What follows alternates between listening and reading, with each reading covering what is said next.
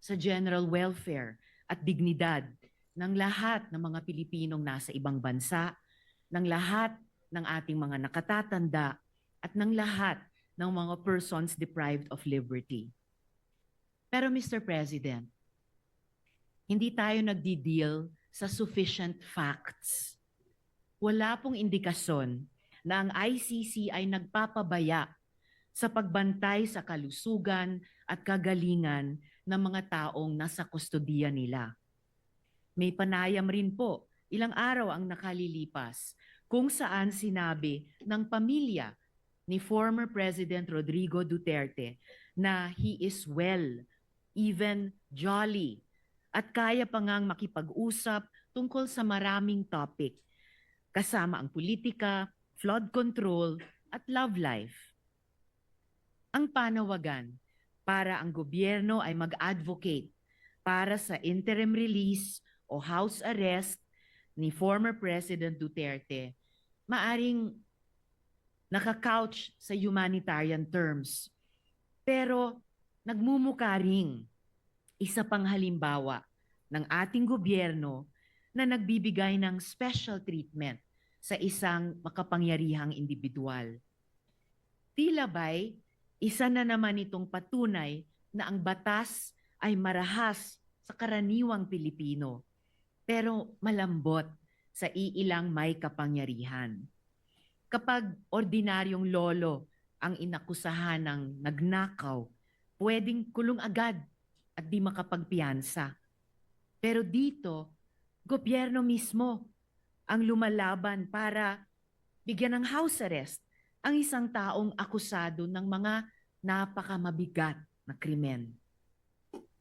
Totoo po na ang International Criminal Court mismo ay nakapag-grant ng interim release sa iilang exceptional circumstances. Pero pantay na importante, ang ICC ay nag-deny ng mga ganitong request kapag ang interes ng hustisya at accountability ay hinihingi ito. Alalahanin po natin na ang mga international courts ay nakapag-deal na sa maraming aging prisoners.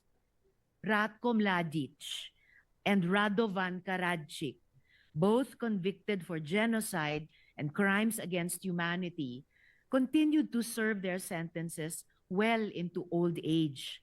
And in fact, just this year, Mr. Mladic asked to be released on humanitarian grounds, claiming that he only had a few months to live.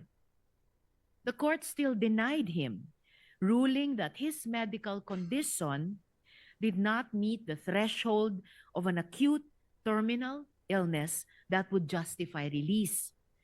Their continued detention was not seen as inhumane because their crimes were too grave, too devastating to entire communities. Totoo naman, si dating Presidente Duterte ay hindi convicted. He stands accused pa lamang.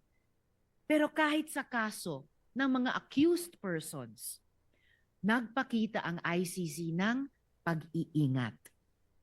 Laurent Gbagbo, the former president of Cote d'Ivoire, was denied interim release precisely because the vast network of supporters he commanded, which posed a risk to victims, witnesses, and to the integrity of the proceedings. Eventually, Gbagbo was acquitted. His day in court came, and he walked free, not because of an early release or house arrest, but because of a judgment. Si dating Presidente Duterte din ay pwede pang umasa sa ganoon.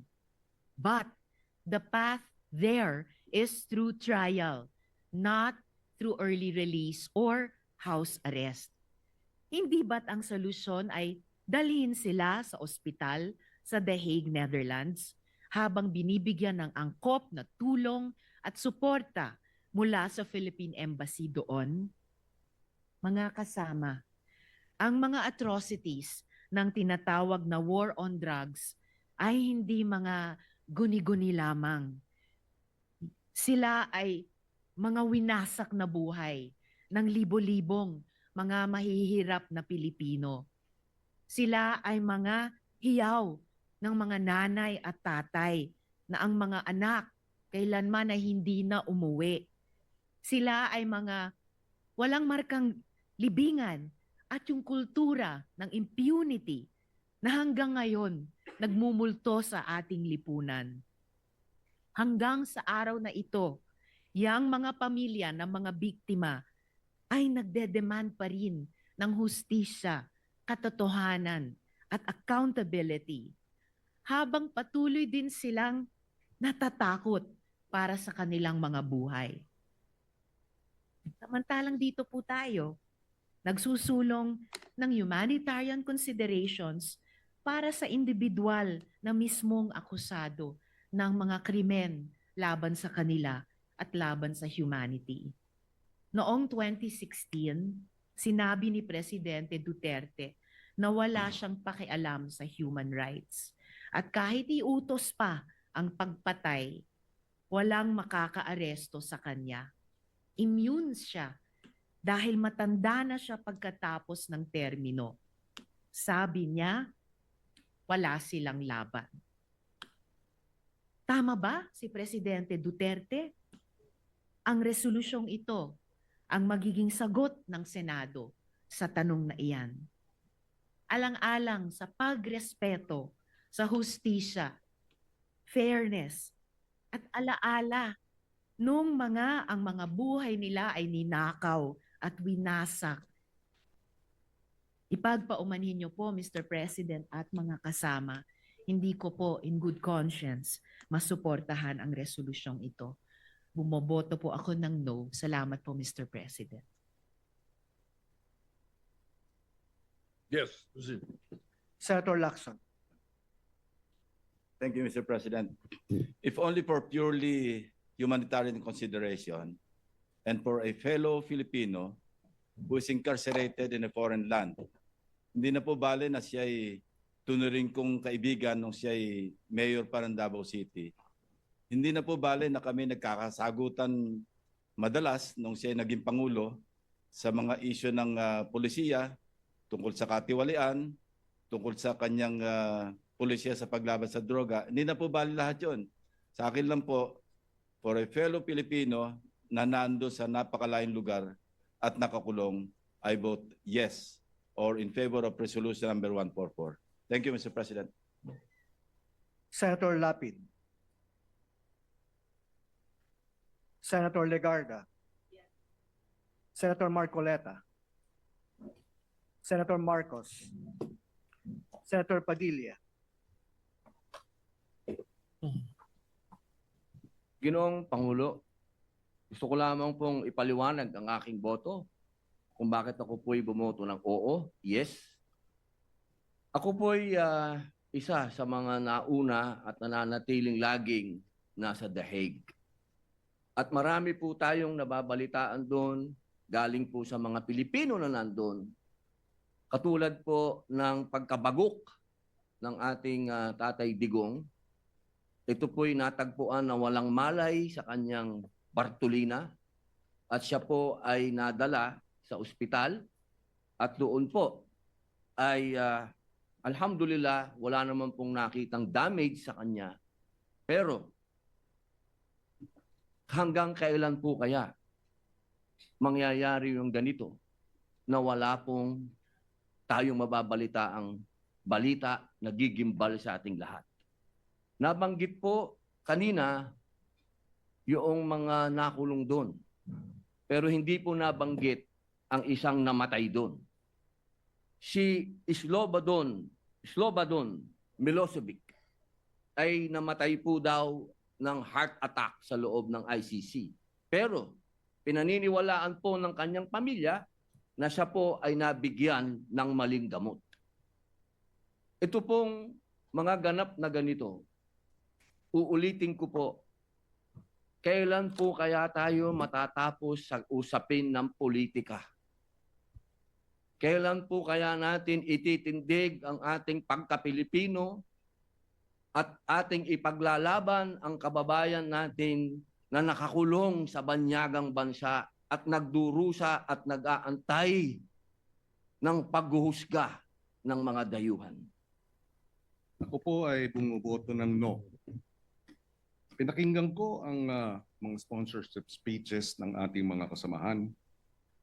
Tama naman. May basehan para sa humanitarian consideration dahil may edad na. Hinihingi ng isang paraan para ma-house arrest. May basehan po ito base sa mga argumento na nabanggit kanina. Subalit, gaya ng nabanggit kanina ng ating majority leader na si Senator Zubiri, sinabi niya magagalit ang mga biktima ng EJK. Libo-libo ang pinatay. Libo-libo pa ang nawalan ng ama, ng ina, ng anak, na ang hiling ay hustisya. Tama rin na humingi ng hustisya. Saan tayo papanig? Tama, may basehan ang humanitarian konsiderasyon. Ngunit may basehan din yung daing at yung dalamhati at yung masasaktan na libo-libo nating mga kababayan na pinatay. Saan tayo? Humanitarian consideration o sa mga daing ng hinihiling ang hustisya? Bilang chairman ng Committee on Justice and Human Rights, nais ko man pumanig sa isang banda. Tungkulin kong pumanig sa mga daing ng naghahanap ng hustisya. I vote no. Senator Tulfo Erwin.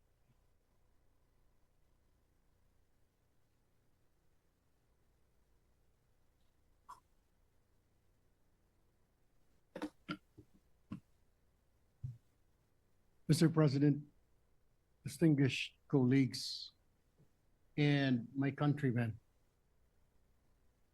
this resolution will further divide our nation. But I rise to explain my vote in favor of a Senate resolution requesting the International Criminal Court to place former President Rodrigo Roa Duterte under house arrest rather than continued detention at the ICC facility in The Hague while awaiting trial for crimes against humanity. Mr. President, my decision is not a judgment on the merits of the case. The charges will be heard and decided by the proper tribunal. Rather, my vote is guided by humanitarian considerations. Former President Duterte is now 80 years old. According to reports, his health is deteriorating. Hindi po ito unang beses sa ating kasaysayan na tayo ay naging mahinahon at makatao sa dati nating mga pangulo.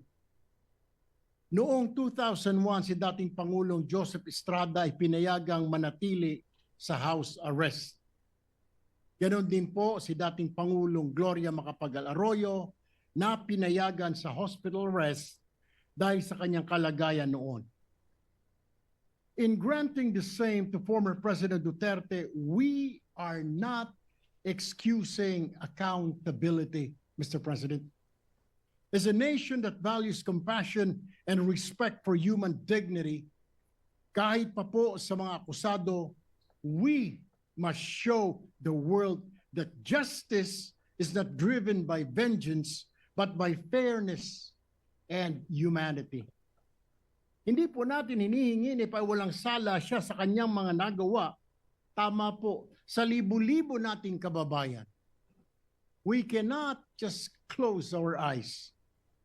What we want, we are simply affirming compassion without abandoning justice, Mr. President.